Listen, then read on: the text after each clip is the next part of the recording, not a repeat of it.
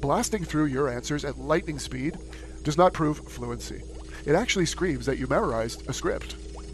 Rushing through your sentences ruins your intonation, causes you to swallow key consonants, and tanks your pronunciation score. True advanced speakers rely on chunking, grouping words into meaningful ideas and pausing briefly between them. Slow down your voice. Emphasize the content words, and let your voice naturally rise and fall on important points.